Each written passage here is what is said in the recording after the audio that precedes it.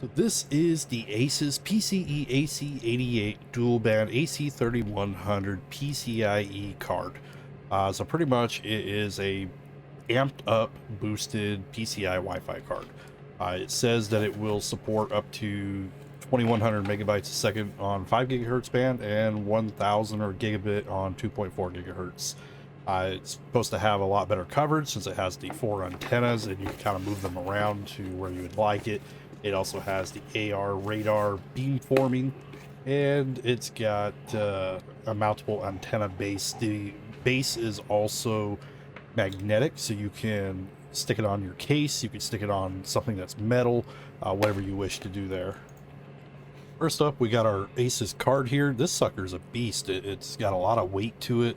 It's got a huge heat sink. These cards do produce a lot of heat if you're using a lot of data transfers and everything. People don't really realize that.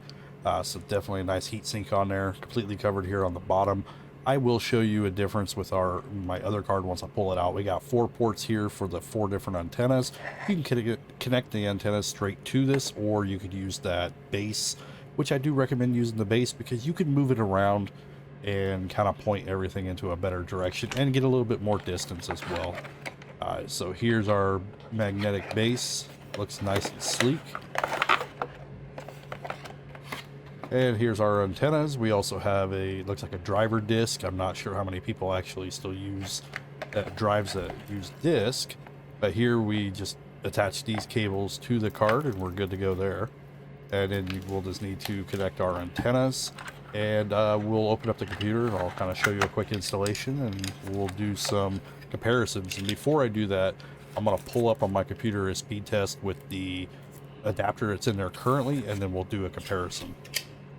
Alright, so before we install it, we're on my BeastPod 5.0, so my 5 gigahertz network. It doesn't get quite a full signal, but the biggest thing is the speeds. I pay for a gigabyte speed.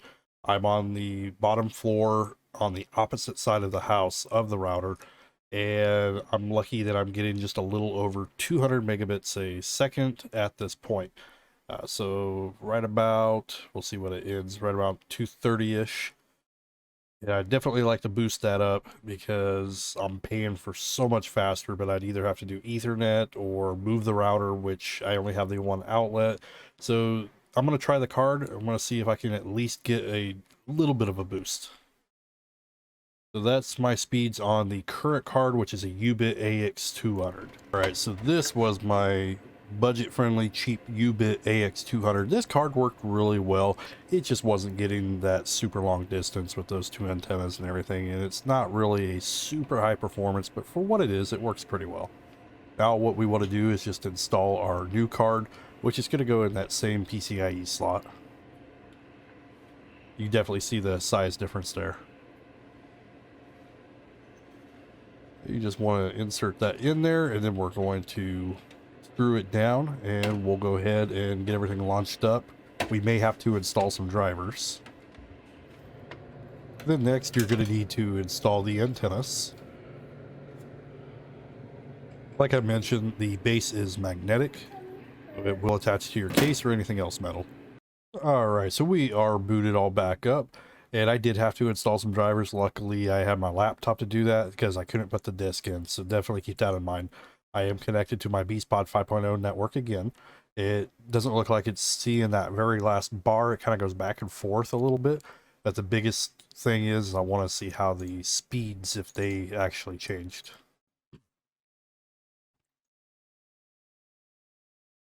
Alright, so our ping is pretty good at 9. I'm definitely seeing a heck of a lot faster speeds now. I'm still not seeing that gig speed, but of course I'm on the opposite side of the house and downstairs. But pretty much we have doubled our speeds just by having a better card in here and having some better antennas and everything. I'm not sure if adjusting and putting like some larger high gain antennas would make even more of a difference. So that might be my next thing I am going to try. But I am pretty happy to see the half a gig speeds here. This is really nice compared to that 200.